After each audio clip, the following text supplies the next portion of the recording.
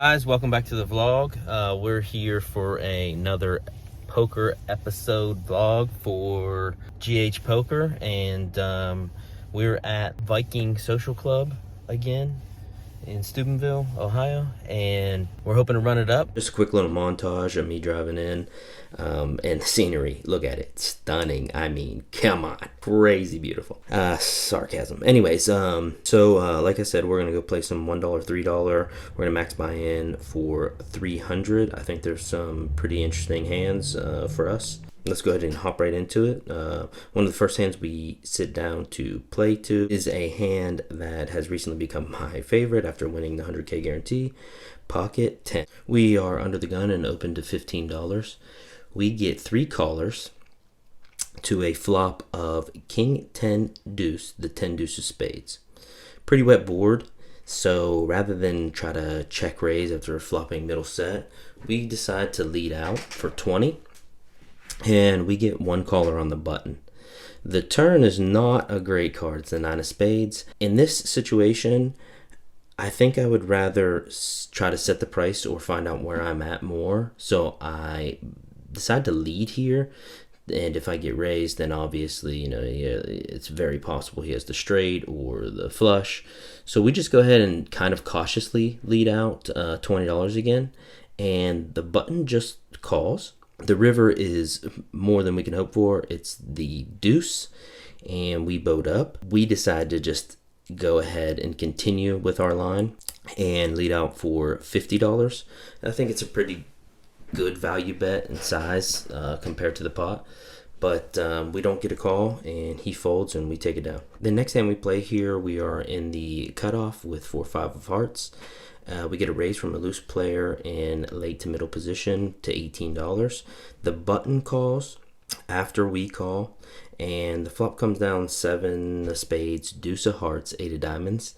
The original raiser leads out for 30, and we just go ahead and fold. He ends up showing us ace queen. This next hand is a bit of an interesting one because I played it bad and I forgot to record what position I was in, although I know that I was in position in the hand. A player limps, and then we raise with king jack of clubs to 15. He calls, and the flop comes down jack 8-3 with the 8 of clubs, 3 of hearts, and I think the jack of diamonds.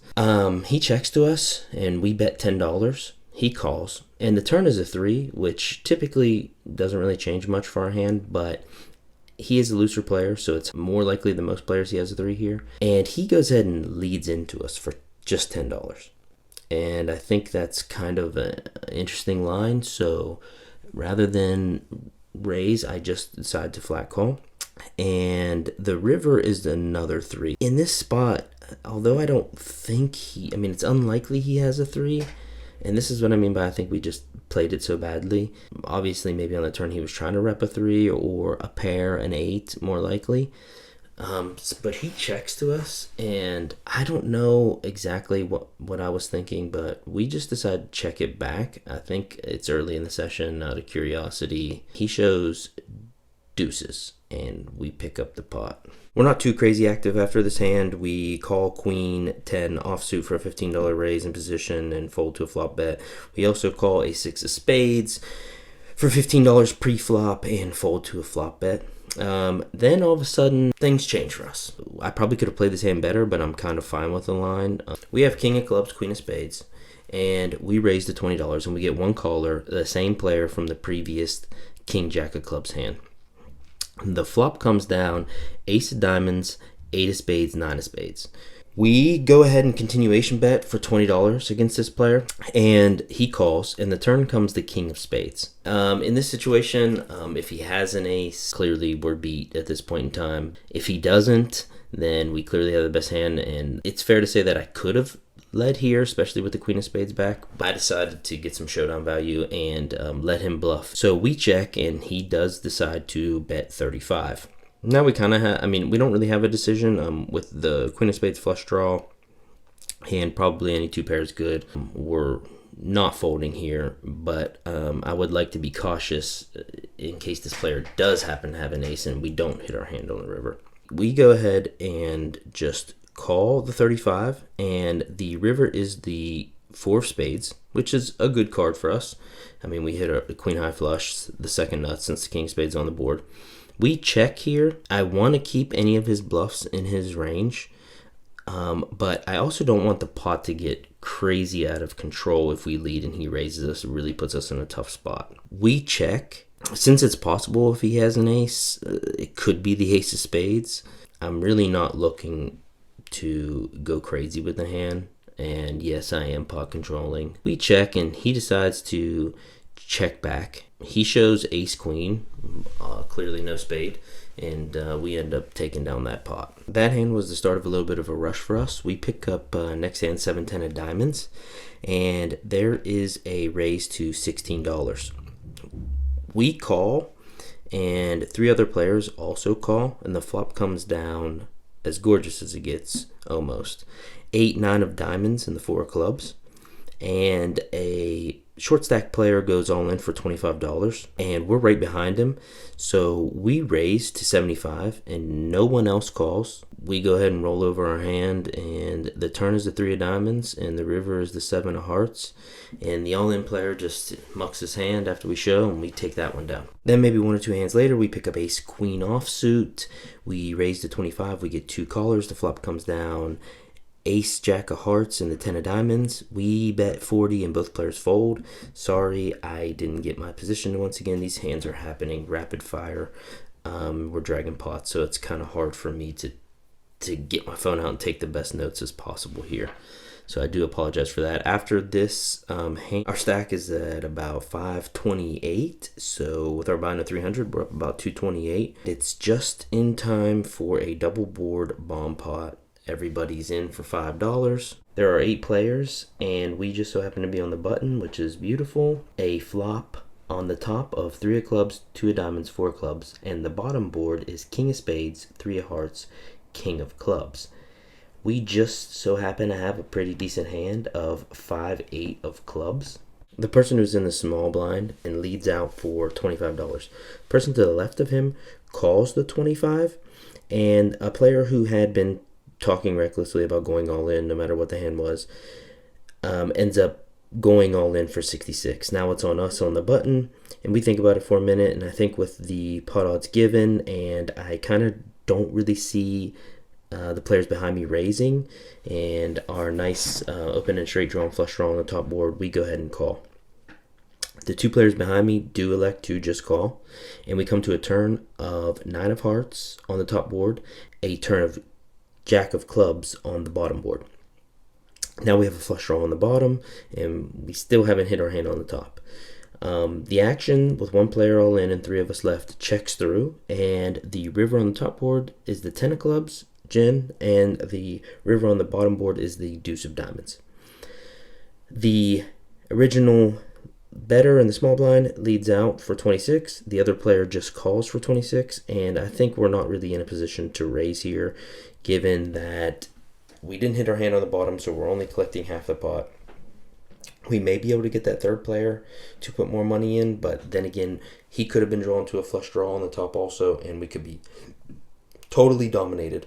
So we just go ahead and call the $26, and the first player rolls over king 4 offsuit, and the other player rolls over a weird hand of like queen 4 or something. He had a 4, and the all-in player ends up having ace 4 of spades.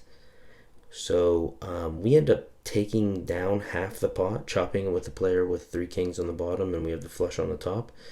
I think we end up netting somewhere around plus $100 in this hand, considering we chopped the other 2 players.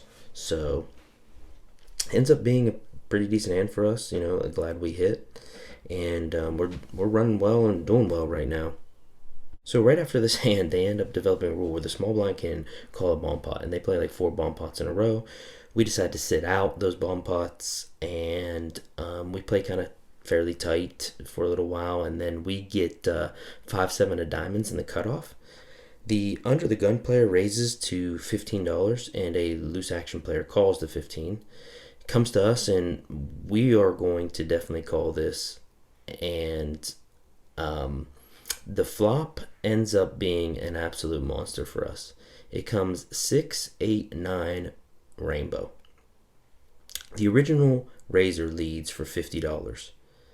And I wanted to mention this in this hand, that earlier we saw this player have aces, and when check raised on the flop and then check raised again on the river, he couldn't fold his big pair.